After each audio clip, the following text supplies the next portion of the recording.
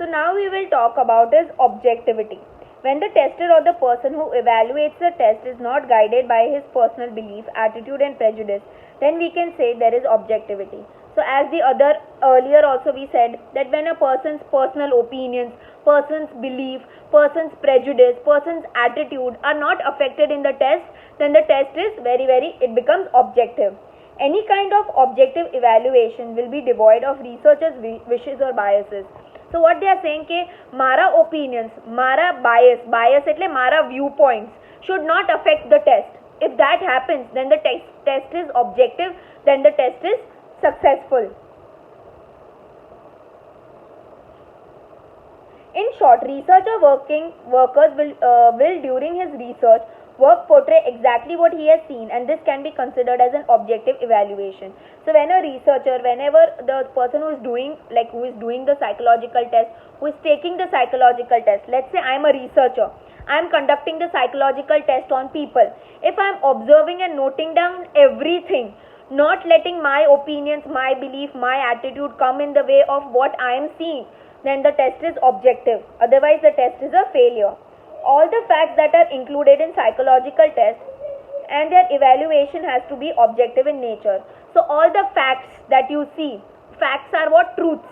All the facts that you see, all the truths that you see, okay, you should evaluate, you should judge it without letting your opinion, your biases, your belief come into picture.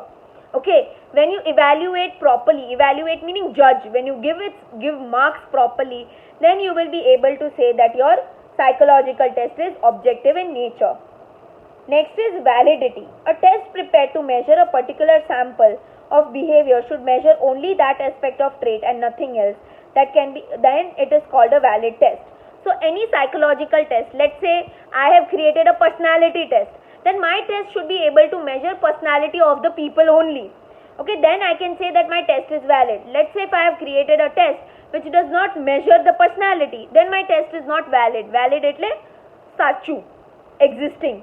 So I have to create a test which is valid. If I am understanding a particular characteristic of behavior, if I am trying to understand a particular nature of a human behavior, then my test should be able to measure that only.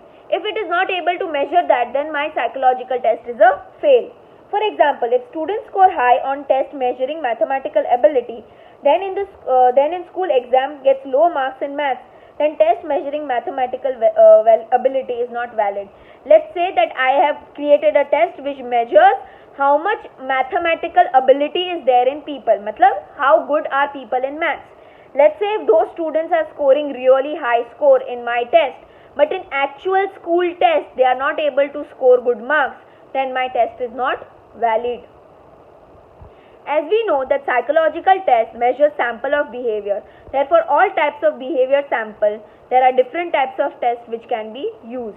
So what they are trying to say is that a particular psychological test will measure only certain human behavior.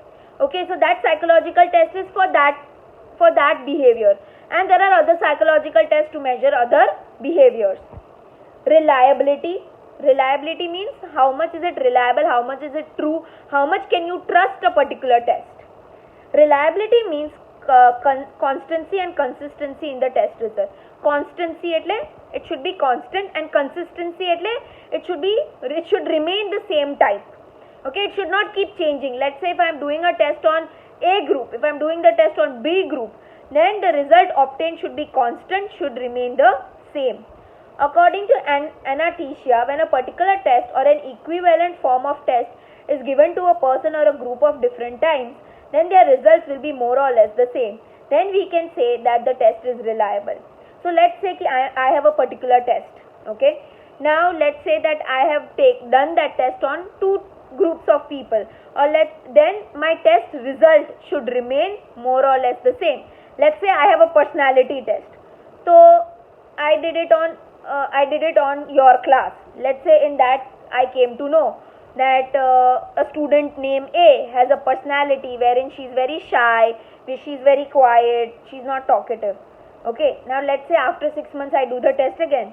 Then my result should show the same thing. It should not change. Okay, so that is what they are trying to say. For example, when an IQ test was given to Amit to check out his IQ. His IQ score was 110. Say after about another month, the same test is given. At a given and this time too, the IQ score is 110. Then we can say that the test is reliable. So here they have given you an example of IQ test. Let's say I have given an IQ test to a person called Amit. Person scored 110 in that IQ test. So after 1 month, if I give the same IQ test to the person, Amit will have to score 110. If he scores 110, then my test is reliable.